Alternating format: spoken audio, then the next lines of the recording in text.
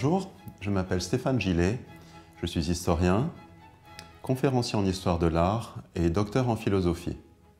Je vais vous parler aujourd'hui d'Henri IV, le Vert galant. Henri IV est l'un des rois les plus populaires, l'un des plus appréciés des Français, mais aussi des Françaises. Henri IV est né en 1553 à Pau, dans le Béarn. Henri IV, surnommé le Vert galant, était avant tout un fin politique. Il était également un homme au grand cœur, aussi bien pour son peuple que pour la gente féminine. Un homme vert en couleur. Pourquoi Henri IV s'appelle-t-il le Vert galant? C'est un surnom qu'on lui a donné quelques années après sa mort, à l'époque où se répand la légende du bon roi Henri. Vert galant est une expression que l'on emploie déjà au XVe siècle.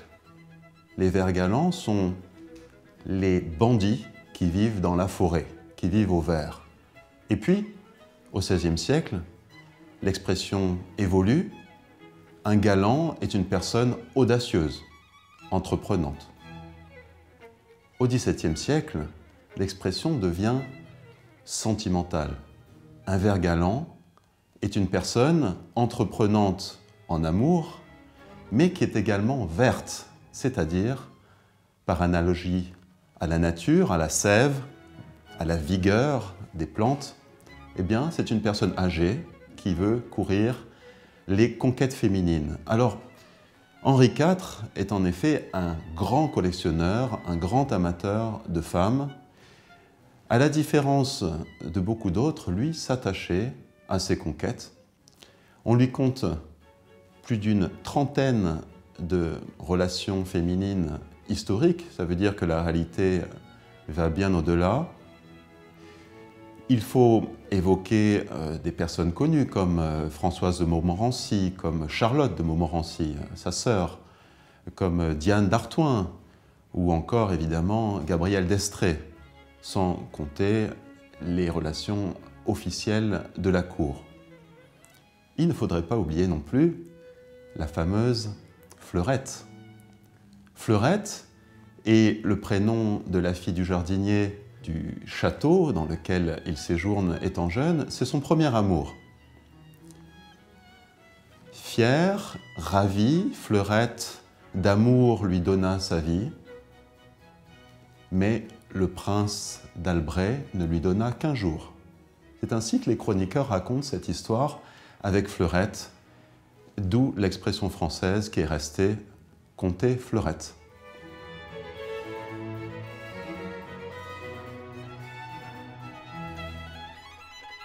Henri IV est né au château de Pau, c'est-à-dire dans le Béarn. C'est le premier roi de la lignée des Bourbons, c'est-à-dire des descendants directs de Hugues Capet, par son père, François de Bourbon. La mère d'Henri IV est Jeanne de Navarre, la fameuse reine Jeanne, ou Jeanne la troisième. Jeanne est une femme très pieuse qui est séduite par le calvinisme, c'est-à-dire la branche suisse du protestantisme.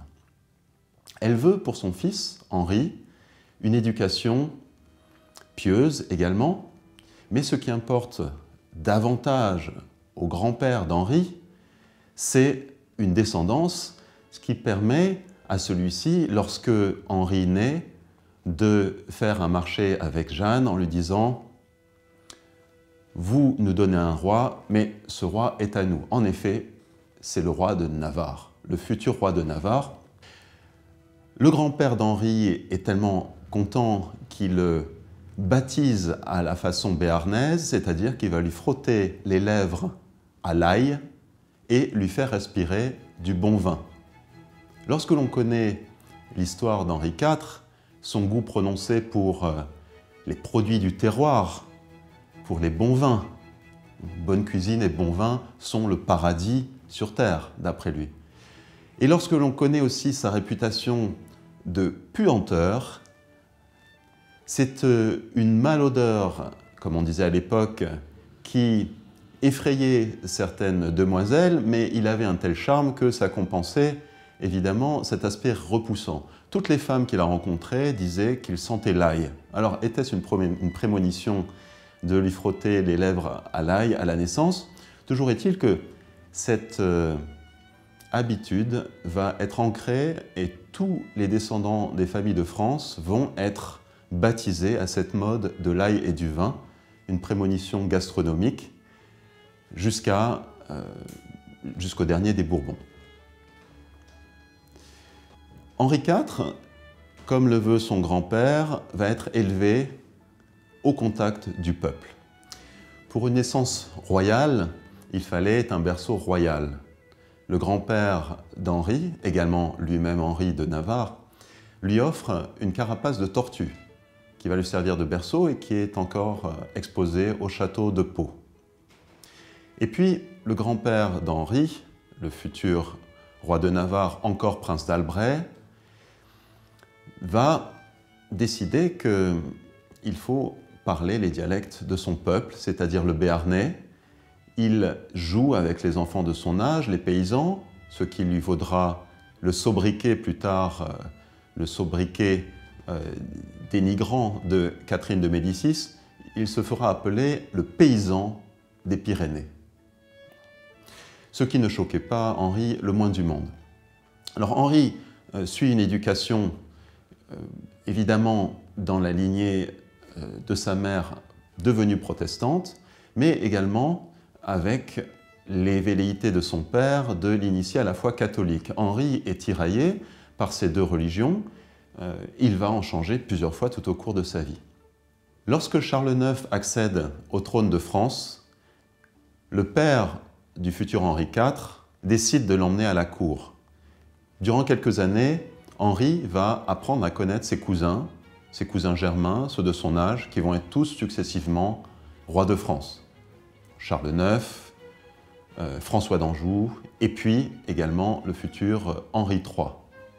Tous s'entendent parfaitement, mais à la mort du père d'Henri IV, Jeanne de Navarre, la reine Jeanne, décide qu'il revienne en pays gascon. Alors, c'est l'époque des tiraillements religieux. Depuis la réforme de Luther, la France est déchirée entre protestants et catholiques. C'est le troisième grand schisme chrétien après la formation de l'obédience orthodoxe en 1056. Lorsque Henri IV revient au pays béarnais, il va suivre une éducation humaniste. C'est le retour de la Renaissance avec la découverte des grands philosophes. C'est l'époque des encyclopédistes précoces, c'est-à-dire qu'on a des maîtres qui vont être décisifs dans l'éducation de Henri IV. Aussi bien en matière d'éducation religieuse, culturelle, que d'éducation belliqueuse, c'est-à-dire l'art de la guerre. Dans ce domaine, le maître d'Henri IV est Coligny, Gaspard de Coligny, le fameux amiral de Coligny, qui l'emmène sur les champs de bataille, notamment à Jarnac, et là, Henri IV connaît ses premières victoires.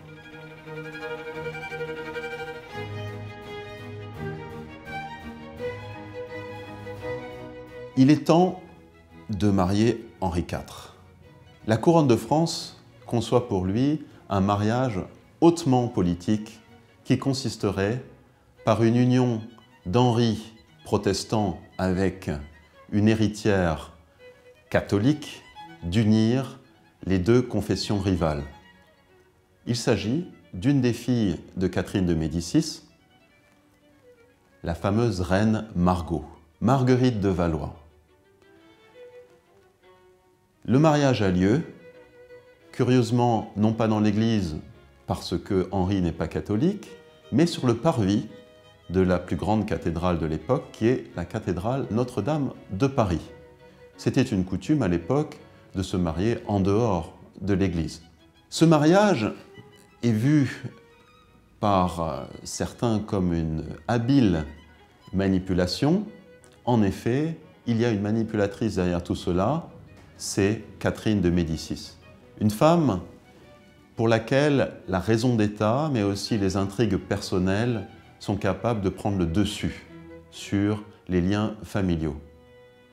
C'est ainsi qu'elle fromente, durant les festivités du mariage d'Henri IV et de la reine Margot, un assassinat, celui de l'amiral de Coligny, afin de déstabiliser le parti protestant.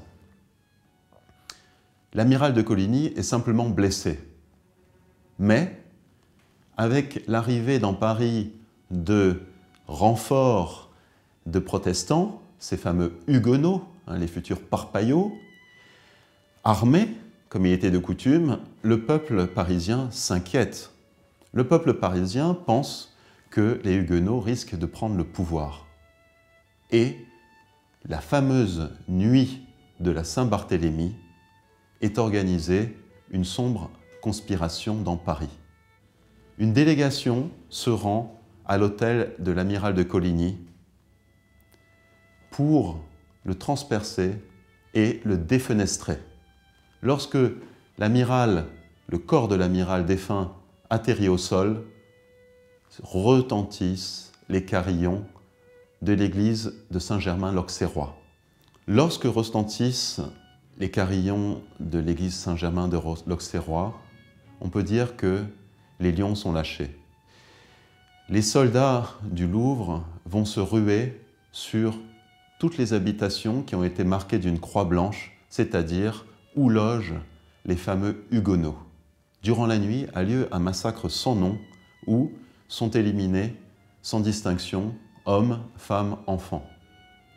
Les corps qui bougent encore après avoir été jetés dans la Seine sont récupérés puis achevés définitivement. On pense que durant cette nuit, entre 6 000 et 10 000 personnes ont perdu la vie, en grande majorité des protestants.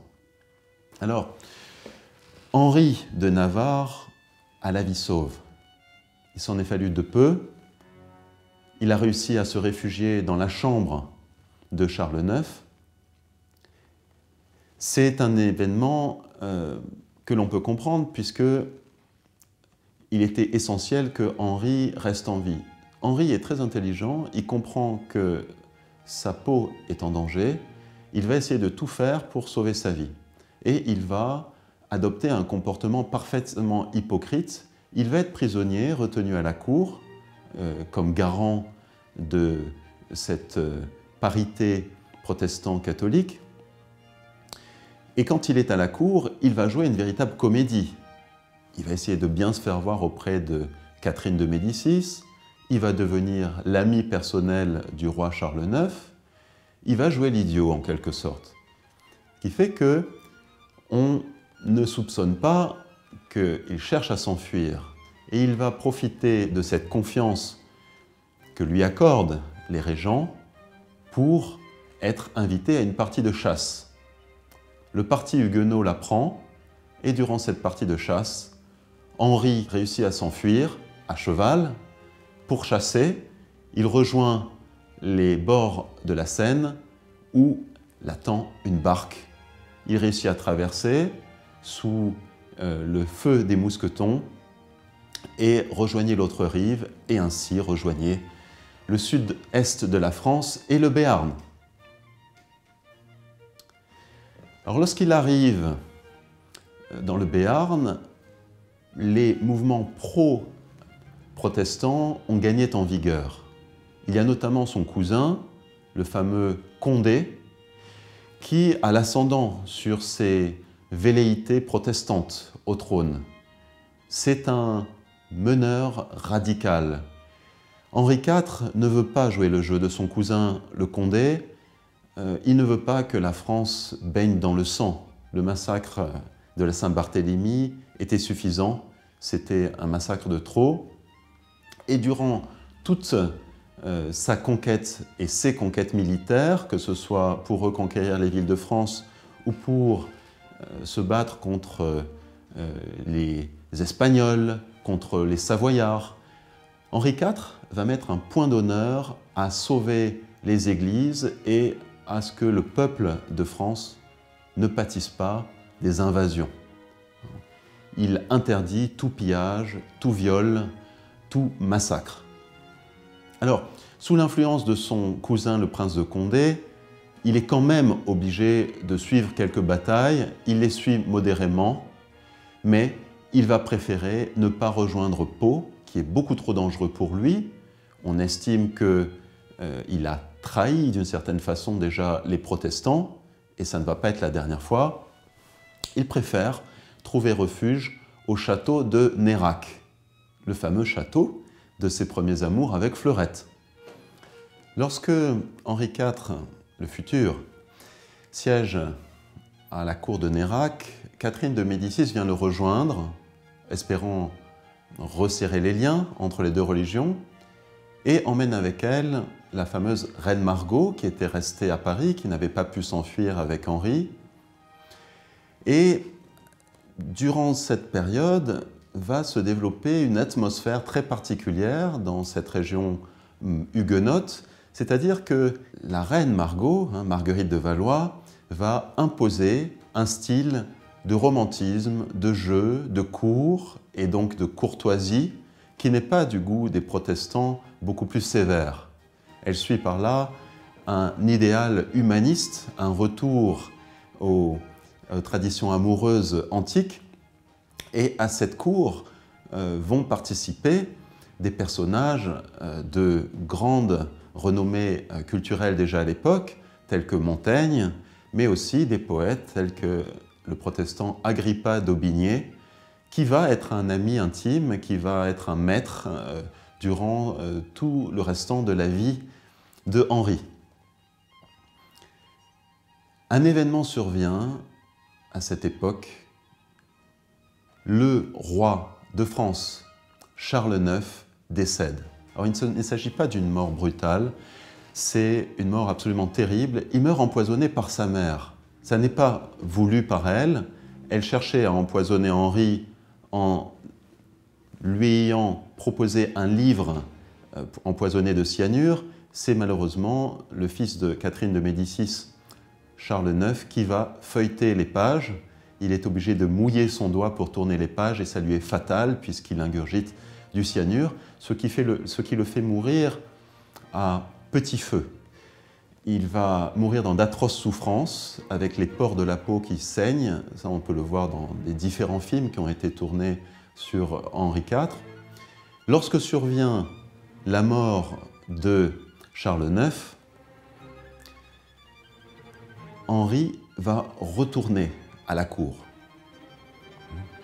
Il va y retourner parce que on le pressent pour successeur futur de la couronne de France, même s'il reste encore les deux frères de Charles IX. Alors c'est aussi l'épisode des oppositions de la famille des Guise avec le fameux duc de Guise, qui est le chef du parti radical catholique, qui constitue un obstacle important à Henri.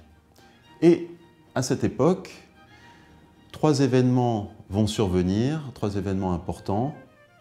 D'abord, l'assassinat du duc de Guise, c'est un revers de Henri III, le roi de France à l'époque, qui s'était d'abord allié avec lui contre Henri, et la légende raconte qu'à ce retournement politique, Henri aurait eu la moitié de la barbe grisonnante en une nuit. Alors, l'assassinat du duc de Guise va permettre un relâchement du climat contre les protestants. Les conquêtes de la France se poursuivent, mais un événement décisif va être le siège de Paris. Le peuple de Paris est affamé par le siège que mènent Henri et son cousin, mais Henri refuse de gouverner un peuple affamé. Il va donc lever le siège, mais pour lui c'est une victoire dans l'image qu'il va donner au peuple français. Et puis le troisième événement est un événement tragique. Le troisième des frères rois de France, Henri III, qui menait un siège de Paris avec Henri de Navarre, est assassiné à son tour, assassiné par le moine fanatique catholique Jacques Clément. Alors, il ne meurt pas tout de suite, il meurt après quelques jours, mais il n'a pas de descendants et c'est ainsi que Henri, qui est le prince héritier légitime, peut demander la couronne de France.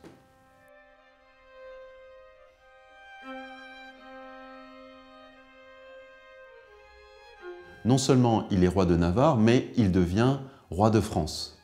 Alors pour cela, il faut qu'il soit accepté par le peuple de France.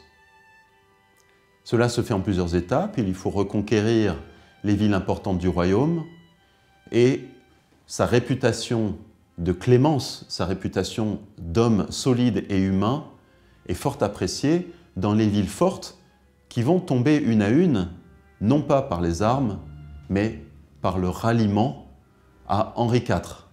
Toute la Touraine, Le Mans, Tours, Poitiers, toutes ces villes se rendent, elles ouvrent volontiers leurs portes.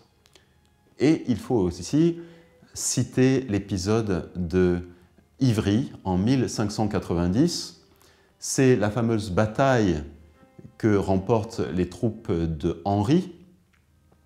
Henri avec son casque emblématique et son fameux panache, son plumeau blanc. C'est la bataille dans laquelle il aurait dit « Si vous perdez votre bannière, alors ralliez-vous à mon panache blanc et vous me trouverez au plus vif de la bataille. » Alors, des phrases comme ça ont beaucoup marqué les esprits et c'est aussi ce qui a permis à Henri IV de gagner le concours, non seulement des grands princes protestants, mais aussi de bon nombre de catholiques.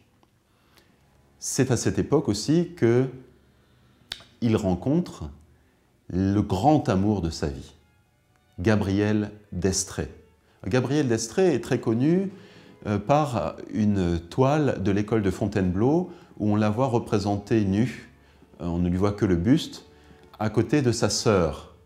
Elle tient entre ses doigts la bague qui symboliserait la bague de reine qui lui a été promise par Henri IV, elle ne deviendra jamais reine, alors que sa sœur tient entre ses deux doigts l'un des tétons de Gabrielle. Cela symboliserait la naissance qui vient d'avoir lieu. Plusieurs enfants sont nés entre Henri et Gabrielle. Mais le fond sombre et la couleur pourpre des rideaux de cette toile de l'école de Fontainebleau présagent déjà les morts et les intrigues qui vont suivre.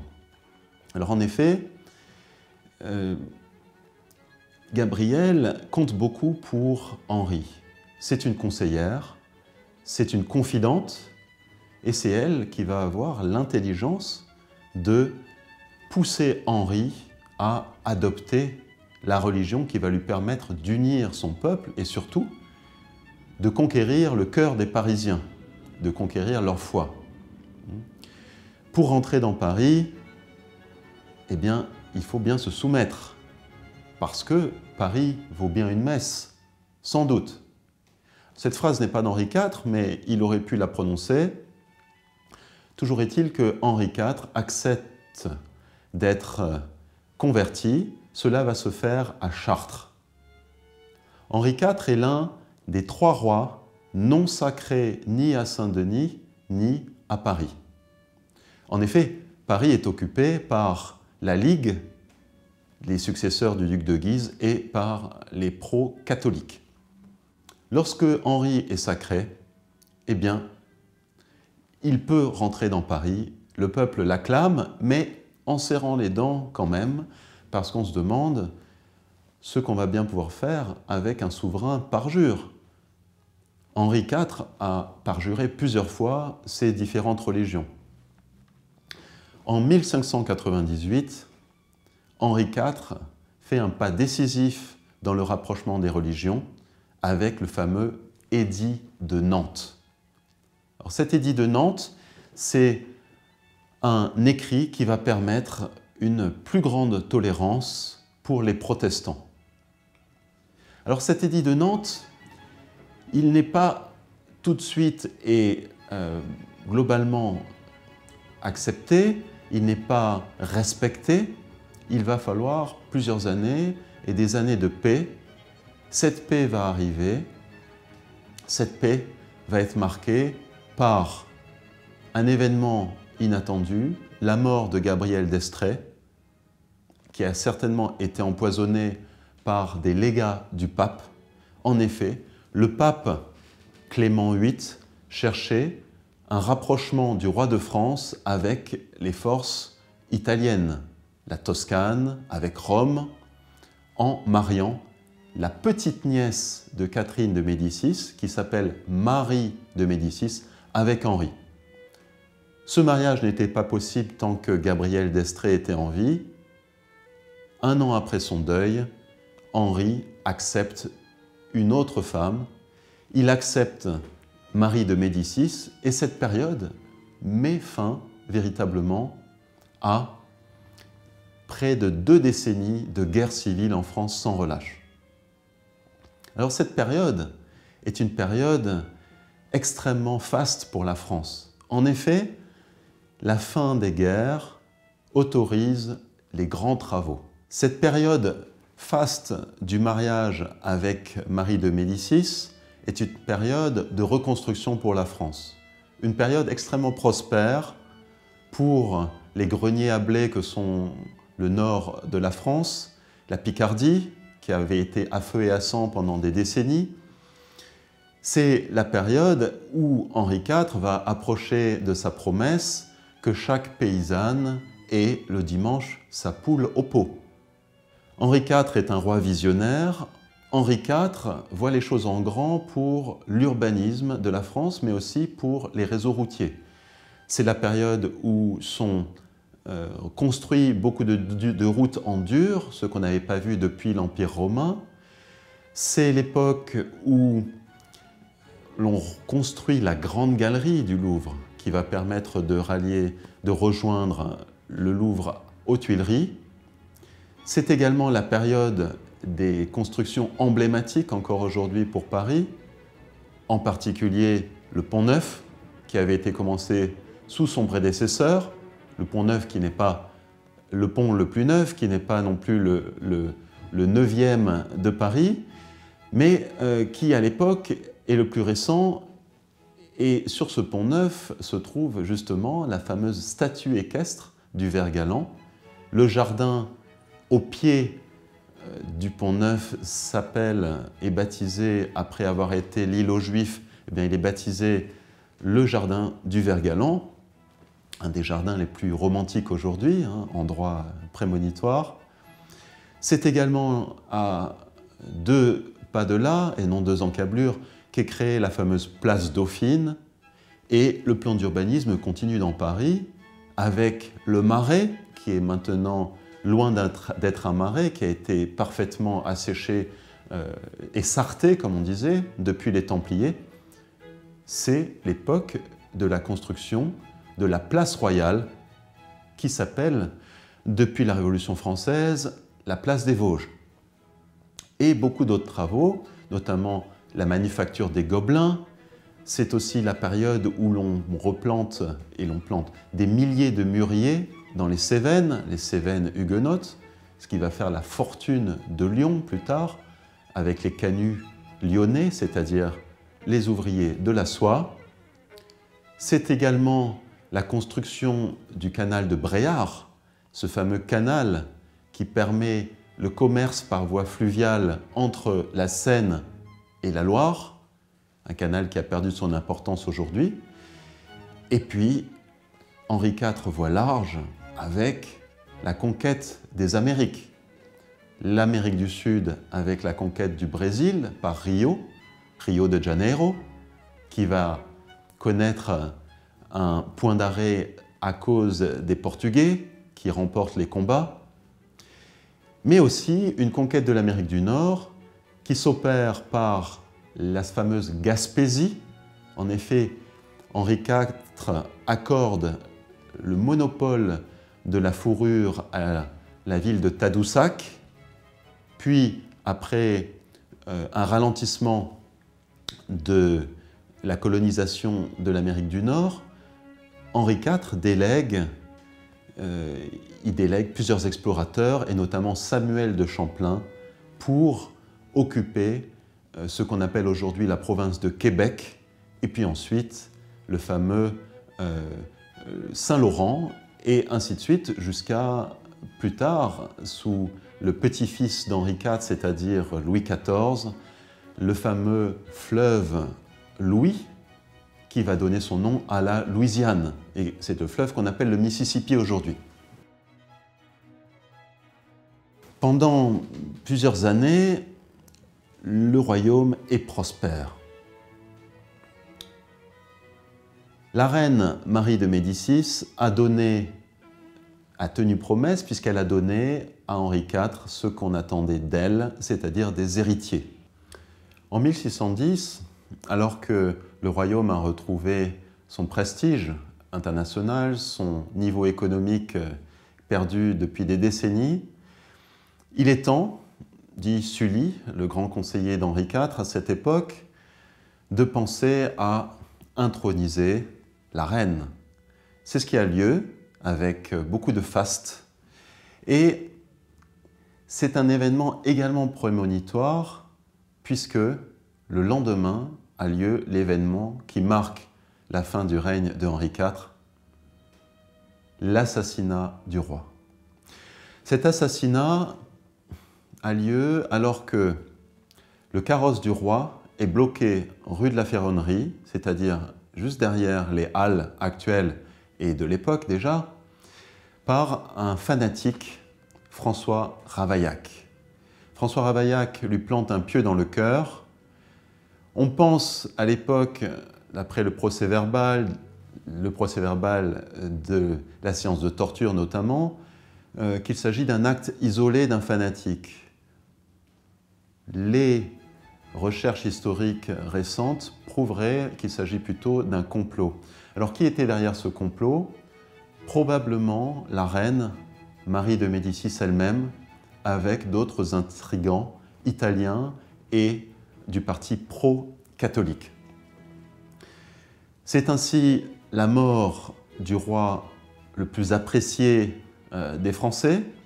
Le roi laisse un héritier, c'est le fameux dauphin, le père de Louis XIV, qui s'appelle Louis XIII.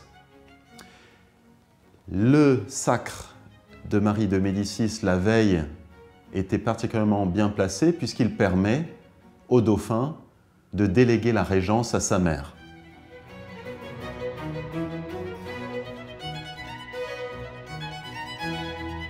On pourrait penser que l'histoire d'Henri IV s'arrête là, mais c'est une histoire encore pleine de rebondissements. Alors, le roi va être embaumé, c'est-à-dire que son cœur est retiré, son cœur a été promis aux jésuites dans un récipient d'argent et de plomb, et le corps est exposé, lui, pendant plusieurs semaines au Louvre pour pouvoir être admiré, pour qu'on puisse se recueillir avant que le corps de Henri IV rejoigne Saint-Denis, la fameuse crypte où reposent déjà tous ses cousins et tous ses prédécesseurs au trône de France. Alors, de nouveau, on pourrait s'imaginer que la vie dans l'au-delà d'Henri IV va bien se terminer, mais c'est sans compter l'époque de la Révolution où, en 1793, les révolutionnaires vont décider de mettre à sac Saint-Denis avec tous les corps qui s'y trouvent. Alors vous pouvez imaginer l'émotion et la fête qui a lieu auprès des révolutionnaires lorsqu'ils vont sortir Louis XIV, lorsqu'ils vont sortir Louis IX, Saint-Louis, qui n'est presque plus qu'en poussière, même si le corps a été bien embaumé, et surtout Henri IV. Alors, Henri IV provoque beaucoup d'émotions. Il y a, malgré l'époque révolutionnaire, des gens qui veulent garder des reliques de lui. C'est pour ça qu'on a un peu partout en Europe des reliques d'Henri IV aujourd'hui qui ont été préservées, des doigts, des morceaux de moustache. Et il y a un conservateur qui a la charge de faire disparaître tous ces restes. C'est-à-dire qu'on va enfouir dans la fosse commune de Saint-Denis tous les restes royaux, tous ces ossements, avec une couche de chaux vive, qui normalement ne laisse aucune trace. Hein. La chaux détruit tous les restes humains. Mais quelques décennies plus tard, l'histoire tourne encore et c'est le retour de la monarchie, avec Charles X, mais également Louis XVIII. Alors, on va décider de restaurer tout ce que l'on peut retrouver dans la fosse commune et de le ramener, de le restituer à la crypte de Saint-Denis. Et là, dans le procès-verbal, on fait état de 3 corps qui ont été décapités. Alors ça, c'est extrêmement étrange parce que les décapitations se font à partir de la Révolution française, donc on se demande comment ça a eu lieu. Pendant quelques décennies, pendant quelques siècles, on oublie cette histoire. Jusqu'en 2010. En 2010, des historiens et une équipe de télévision retrouvent un article d'une 50aine d'années plus tôt où un antiquaire de Montmartre pense avoir retrouvé la tête d'Henri IV. Il aurait en effet acheté à Drouot, lors d'une vente aux enchères. Il l'a tout de suite reconnu, mais personne ne pensait qu'il s'agissait d'Henri IV. Cet antiquaire était en même temps un artiste, donc on peut penser qu'il a un bon coup d'œil pour les physionomies crâniennes. Lors de la vente aux enchères de la tête d'Henri IV, le commissaire-priseur annonce une somme de 500 francs. Personne ne veut payer ce montant. Alors, désespéré, il demande un prix de lancement plus bas. On accepte de lancer la tête à 5 francs. Personne n'en veut. Alors, notre antiquaire accepte d'acheter la tête pour 3 francs. Voilà, une tête royale pour 3 francs, ça n'est rien du tout à l'époque. Et à partir de là, notre antiquaire va mener son enquête. C'est-à-dire qu'il va récolter des photos, des gravures pour prouver la comparaison physionomique avec le ver galant. Seulement, personne ne le croit. Ça paraît trop farfelu. Alors notre équipe de reporters en 2010 se lance sur la piste de cette tête. On ne sait pas où elle a disparu. Finalement, après des dizaines de coups de fil, on retrouve le possesseur qui, au téléphone, est récalcitrant. C'est ce qui met sur la piste de cette tête. Il accepte, c'est un historien, il accepte de la vendre à l'équipe de reportage et celle-ci va soumettre la tête à une équipe de l'hôpital de Garches spécialisée en paléopaléontologie, des experts en histoire des physionomies, hein, des spécialistes de reconstitution de visages, de momies par exemple, et on effectue un tas de recherches plus ou moins scientifiques, notamment on s'aperçoit, et ça c'est ce qui va énormément décevoir l'équipe au début, on s'aperçoit que le crâne retrouvé n'a pas été embaumé selon la méthode française. C'est-à-dire que grâce à des scanners, grâce à des échographies, à des Dopplers, on voit que la cervelle est encore dans le crâne. Le crâne n'a pas été coupé à la scie comme il était de coutume. Ça ne peut pas donc être un crâne de la royauté française traditionnelle. Pourtant, on a envie de savoir de qui il s'agit. On va faire un tour d'Europe avec ce crâne. À Florence, on découvre que Marie de Médicis a ordonné un embaumage d'Henri IV à la façon italienne. Et là, c'est un coup de tonnerre dans nos recherches pour authentifier le crâne d'Henri IV, parce que la méthode italienne ne coupe pas le crâne, laisse la cervelle à l'intérieur, donc notre crâne peut bien être celui d'Henri IV.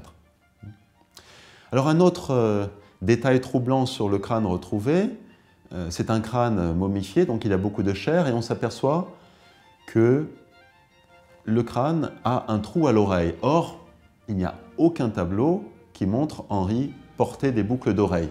Donc encore une fois, c'est un coup d'arrêt pour les espoirs de nos enquêteurs.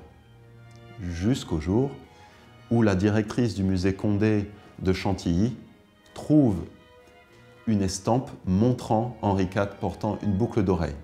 Et puis, petit à petit, on s'aperçoit que la cicatrice à la lèvre, le grain de beauté au nez concorde parfaitement, et de plus, le taux de plomb que l'on retrouve sur le crâne d'Henri IV correspond parfaitement au taux de plomb des autres reliques en Europe, le doigt, les poils de barbe, etc. Ce qui prouve que tous ces éléments du corps de la même personne ont été enfermés dans un cercueil serti au plomb, ce qui était la méthode pour conserver les cercueils et les corps royaux. Donc on est sûr à 99% d'avoir retrouvé la tête d'Henri IV. Et maintenant, la certitude est montée à 100% depuis qu'une équipe italienne a comparé l'ADN de Louis XVI, retrouvé grâce à un mouchoir trempé au pied de la guillotine de Louis XVI et conservé par une famille aristocratique en Italie dans une gourde, comparé avec un ADN de Henri IV. Mais on a dit auparavant que les recherches d'ADN n'avaient pas fonctionné. Or, on a pu retrouver des fragments d'ADN et les chromosomes Y en particulier, exploitables dans une cavité de la gorge d'Henri IV qui n'avait pas été touchée par les différentes manipulations depuis la mort d'Henri IV. Alors, Henri IV maintenant a retrouvé sa place auprès de ses aïeux et ça a même permis aux spécialistes de la morphologie, en particulier les créateurs de statues de cire du musée Grévin, grâce à l'analyse morphologique du crâne et également les logiciels de la gendarmerie nationale dans les intrigues criminelles, de reconstituer un visage absolument fidèle en 3 dimensions du bon roi Henri. Je vous remercie pour votre attention et j'espère vous retrouver pour une prochaine conférence.